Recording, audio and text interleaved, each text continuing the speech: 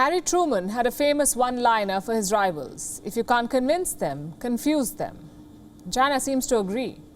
They have been desperately trying to win allies, loans, weapons, investments. They've tried everything, but no luck. So now Xi Jinping is going the Truman way, confusing the world.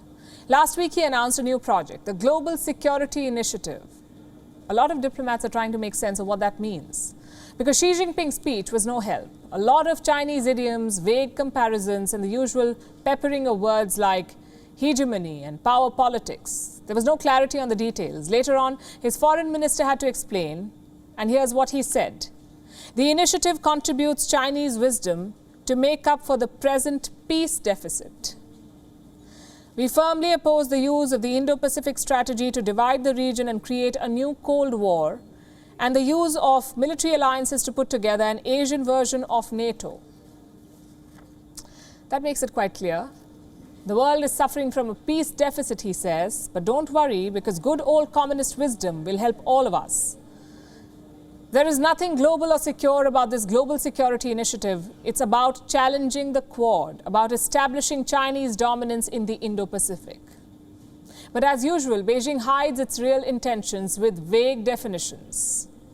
This one is no different. It has 6 commitments. 1, a vision of common, comprehensive, cooperative and sustainable security.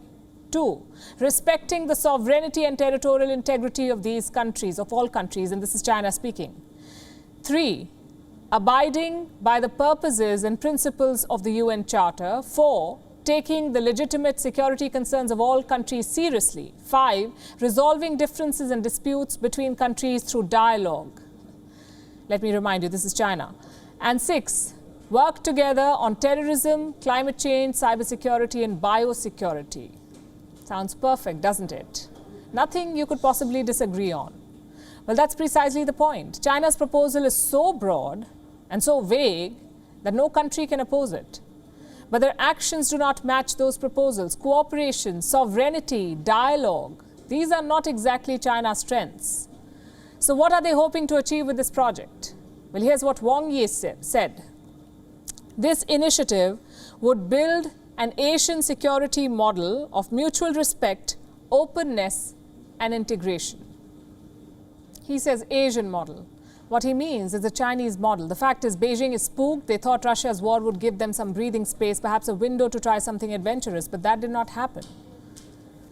Take a look at what's happening in the Solomon Islands. China signed a security pact there. America threatened military action. And that's not all. The Quad nations have refused to let Ukraine distract them. In fact, they could meet next month. US President Joe Biden is visiting Japan and South Korea from the 20th of May. Tokyo wants to organize a Quad summit. Chances are India will agree, but Australia may not.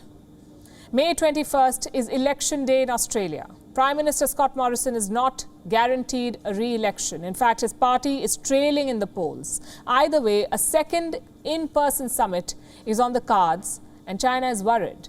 Their foreign ministry has slammed the Quad as part of outdated Cold War mentality. The quadrilateral mechanism you mentioned is full of outdated Cold War mentality and zero-sum thinking, and has overtones of military confrontation. It is against the trend of the times and is doomed to be unpopular.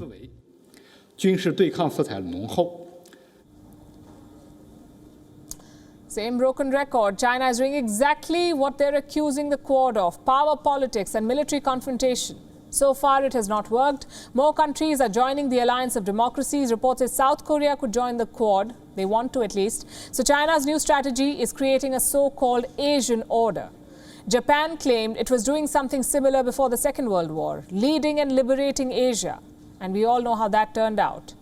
Asian countries must not fall for this ruse, because this rivalry is not about blocs or spheres of influence. It's about ideology. Does Asia want democracy or autocracy?